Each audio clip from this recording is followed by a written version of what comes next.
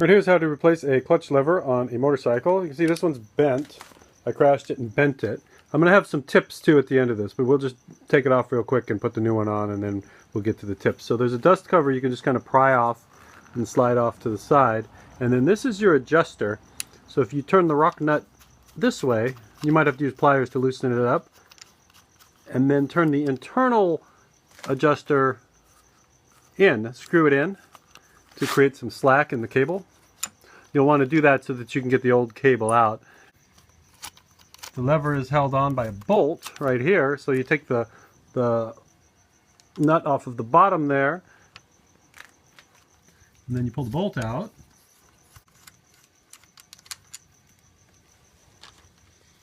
And I'm doing this all with one hand, and then you move it 90 degrees. There it went. Here's a shiny new lever made out of Chinese beer cans.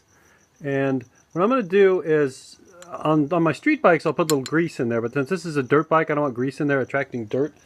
I'm going to use a little bit of graphite and just put some graphite on the bolt that I put in here, and also a little graphite in the hole and a little bit on here too.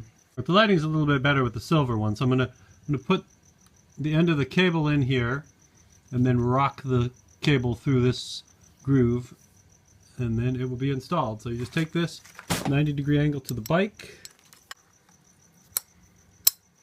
click, click, boom, and then put your bolt back in there. I'm going to drop a little graphite in the hole and then put the bolt back.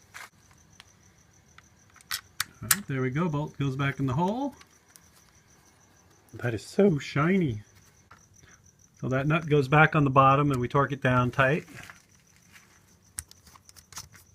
And then once that's tightened up, then we want to make sure that we tighten up our clutch. And you want to have a little bit of play in it. Not that much play, but a little bit of slack in it, because if you don't have any slack in it at all, then it's possible that your clutch will be slipping the whole time and it'll wear out quicker. So you want to have a little bit of play in it, and you adjust that by just screwing this out, checking the play at the lever, and you can read your manual to find out what's best for your brand of motorcycle, but generally speaking, just a little bit. And then, of course, when you pull it, make sure that you feel the clutch engage fully when you pull it, and the first time you ride it, be real careful, making sure that when you're sitting with the brakes off, that it doesn't roll on you. If it does, then you'll need to adjust your clutch even more. So once you've found the sweet spot, then you just tighten down the rock nut, like so. Put the rubber back on it. You're ready to ride. Now, a couple of notes. My original lever got bent, and so they generally say it's a bad idea to try to rebend a lever because the metal's gotten weaker and it will probably break on you down the line.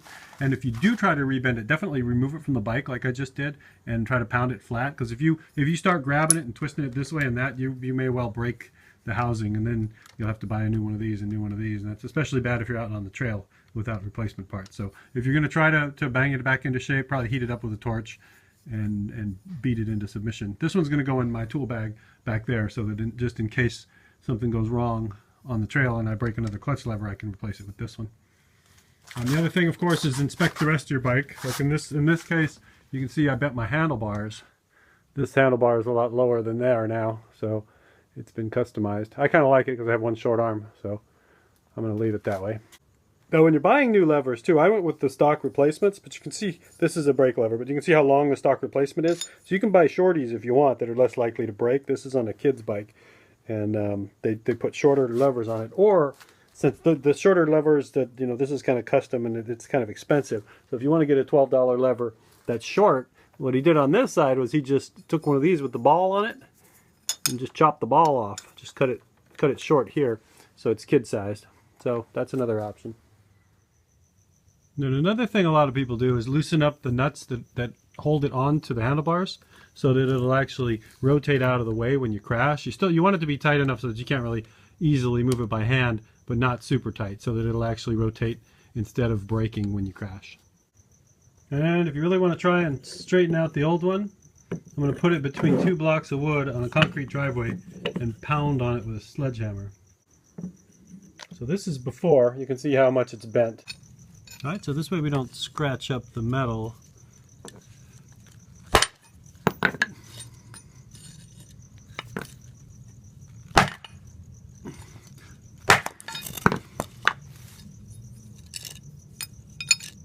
there you go. That method works pretty well.